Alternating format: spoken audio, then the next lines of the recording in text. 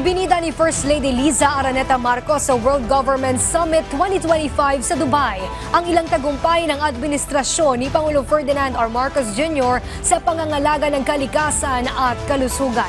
Dalawang kasunduan din ang nilagdaan kabilang ang muling pagbuhay sa Ilog Pasig. Nagbabalik si Clazel Pardilla ng PTV sa Balitang Pambansa. Genuine cooperation between government and the private sector can help achieve change that is sustainable, meaningful, and inclusive. Tunay na malasakit at kooperasyon.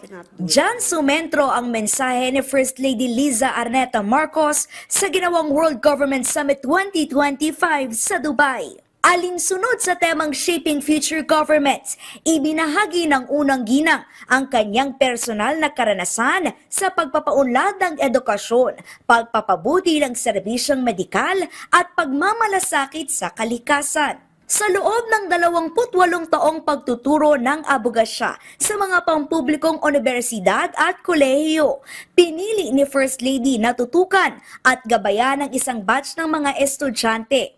Mula sa pagiging mahiyain, nasaksihan ng unang ginang ang kanilang pagbabago na matagumpay na nakapagtapos ng abogasya at nakapasa bilang mga abogado. Pinangunahan din ng unang ginang ang proyektong Lab for All na nagbibigay ng libreng laboratorio, konsulta at gamot sa pagkikipagtulungan ng pribadong sektor at mga volunteer group.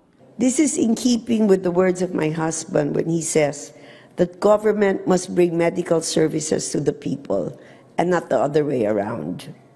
So what started as a project that provided free medical services grew into a caravan that offered the business mentorships, legal services, scholarships, seedlings for farmers, and much more. Ipinagmalaki rin ng unang ginang ang pagbuo ng Interagency Committee ni Pangulong Ferdinand R. Marcos Jr. na tumutulak sa paggawa ng mga paraan para muling buhayin ang Pasig River. Pinabubuti ang kalidad ng tubig sa ilog at nakapagtayo na ng paseo na maaring pasyalan. Lahat ng ito nais sa katuparan dahil sa adhikaing pagtutulungan at bumuo ng kolaborasyon sa pagitan ng pamahalaan, pribadong sektor at ating mamamayan na handang maglingkod.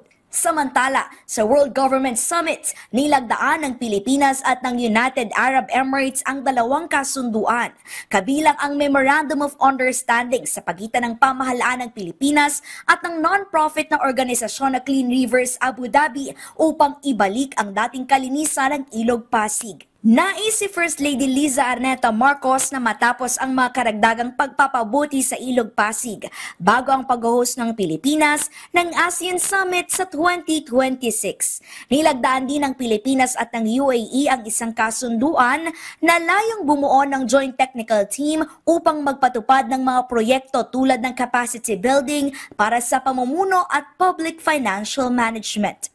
Mula sa PTV Manila, Clazel Pardilla, Balitang Pambansa.